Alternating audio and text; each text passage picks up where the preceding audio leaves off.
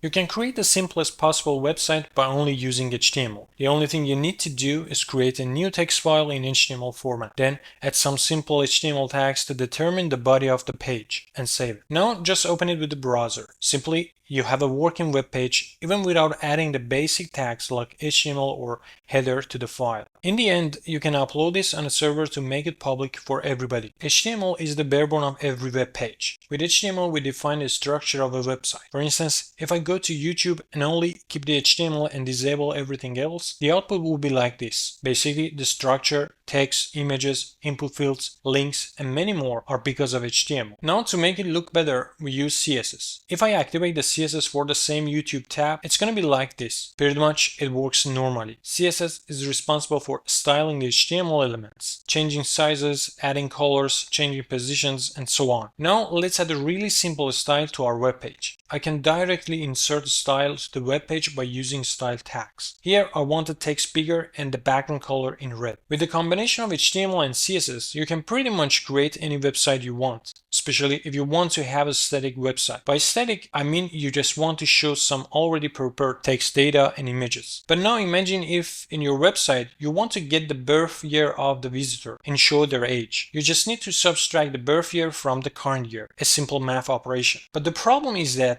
HTML and CSS are not able to do this simple calculation because basically they are not considered as programming languages, but rather you can call them coding languages. They are designed to define structures and configurations, not to do programming operations like conditions or loops. That was when JavaScript got invented. JavaScript first was born as a client-side programming language. It means that you can use it in your web page. Then the browser can compile the code for us. Also, JavaScript brought the ability to be able to modify HTML elements dynamically or to interact with the user through events. In our example, let's get the user's birth year through an input field, calculate the age, and show it. We can put the JavaScript code inside two script tags. You can define it before or after the body tag. I don't want to go to the details of the code, but simply we first create a function. Inside the function, we get the entered birth year from the input field using the JavaScript getElement method. Don't forget to define the input field itself by the same ID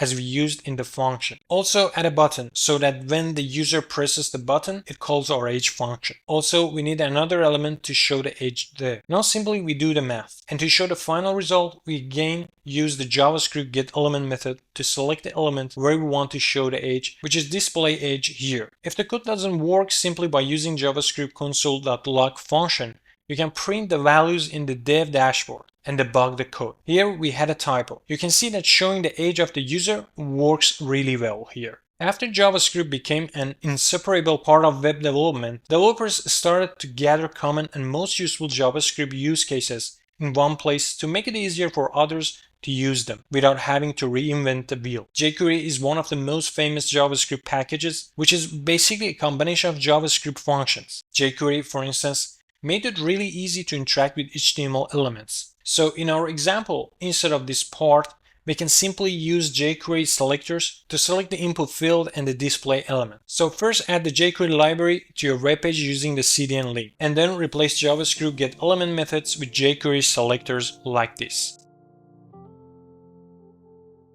As we saw, to interact with HTML DOM elements, we can either use vanilla JavaScript or jQuery, which makes it easier. But there is still a problem with jQuery. It's really hard to dynamically update just a small part of a web page and keep the rest untouched, especially if the website is really big. So people developed a framework called React.js for creating front-end projects in a better structure. The whole idea of React.js is that we have only one page, but when we go to different URLs, based on the URL, React.js shows the parts that are needed for that URL or hides those unnecessary. For instance, navbar and footer are needed pretty much in every web page of a website, so you can create them once and React.js keep them in place for all URLs. While in a regular website, every page of a website is literally a separate file, a file like what we have created. Let's create the same example using React.js. Simply, we create a fresh React.js project.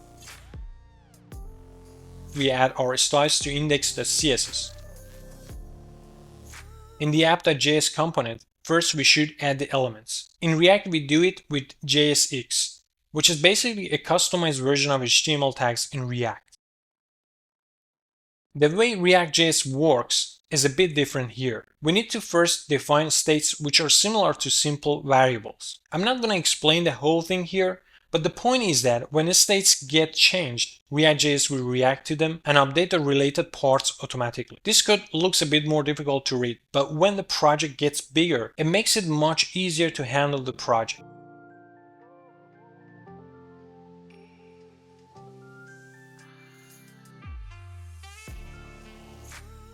And here is the final result, which is pretty much the same as before. It should be noted that there are other popular JS frameworks like Angular or Vue.js, which all work pretty much in the same way as React.js does. However, the big problem with JavaScript was that you could only use it in browsers. Since JavaScript is a powerful programming language, we may want to use it for other purposes, not only for websites. For instance, if I wanted to write a program with JavaScript to do some calculations for me, I should write my program in a normal way, but I would have to run it with a browser to see the result. Let's do a simple experiment here. I want to code the same age calculation. So I should create an HTML file and write the code there between two script tags. For now, I just hardcode the numbers. Let's put console.log to print the result as well and save it. Now to execute the program, I can open it with a browser. It's working, but as you can see, there is no UI here. You can see the result in the dev dashboard. I can't even enter my value. So that was when developers came up with a tool called Node.js to run JavaScript codes right away in the terminal without using browsers.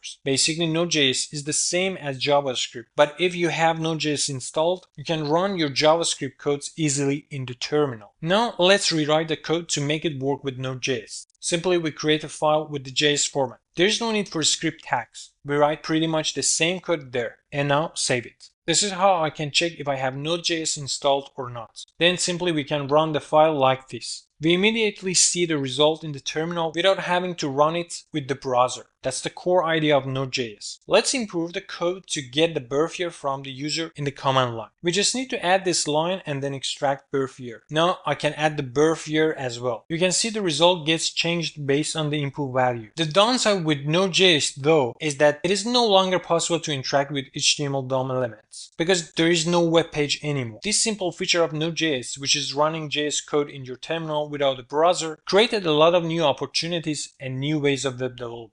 JavaScript is a dynamically typed language. It means when you want to define a variable to keep a number, you don't need to determine the type. As soon as you assign a value to the variable, the compiler will understand the type is number. While in strictly typed languages like C++ or Java, you have to determine the type of the variable when you are defining the variable. The good point of dynamically typed languages is you need less code, but the problem is that throughout the program, if you mistakenly assign, for instance, a text to a variable that is supposed to keep a number, the compiler doesn't show you any error. This is the good part about strictly typed programming languages, that when you define a variable as a number, you are not allowed to fill it with the string throughout the code. Otherwise, you get an error. TypeScript basically is a strictly typed version of JavaScript. So our example in TypeScript would be like this. First, we make sure that we have TypeScript installed. Then we need to use TS as the format of the file instead of JS. Now simply we determine the type of variables like this. With using TSC, we can check if TypeScript can find any problem. Here we need to install another module to support used types. If we run TSC again and if everything is fine, TypeScript will create a JS version of the code with the same name. Now we can run the JS file as before with node command. When we talk about HTML, CSS, JavaScript, and even React.js, basically it's all about the front end or the client side of a website. There is another important part when we develop websites. It is called backend. For instance, when you go to Amazon to buy a product, everything you see there, the images, texts, the look of the website, and the nice animations, they are all the front-end part. But the list of products, your account balance, and in general the data come from the backend. The backend and the front-end of a website can be tied together where they can be run together in a single server like most of WordPress websites, or they can be separate projects on separate servers and communicate together with APIs or with other protocols. Either ways, the point here is that most of the time some processing happens behind the scenes. For instance, the list of products are stored in the databases, and the code in the backend retrieves the data from the database and passes it to the frontend to be shown in nice format. Or when you buy something, the frontend tells the backend to do the communication with the bank to check your balance and to store the data in the database. PHP used to be a popular backend language, and it is still, but JavaScript is much more advanced. However, it wasn't possible to use JavaScript for the backend until Node.js was born. Now, developers can use JavaScript as a server language to create backend APIs as well. Express.js is a package on top of Node.js to make creating APIs easier, even though you can just do the job with Node.js itself, because it introduces some new features on top of JavaScript to work with HTTP methods. Since JavaScript is capable of handling both frontend and backend using separate frameworks for each side, developers ask themselves why there isn't a single framework to handle both sides with a single framework. Next day, they created Next.js. Next.js basically is a framework created on top of React.js, which means the core and most of it is React.js, but it has more features, for instance, to create backend APIs or to handle routing more elegantly. The main point here is that with Next.js, you can create a full stack application, including the frontend and backend parts. But that's it for this video. Until the next time, bye.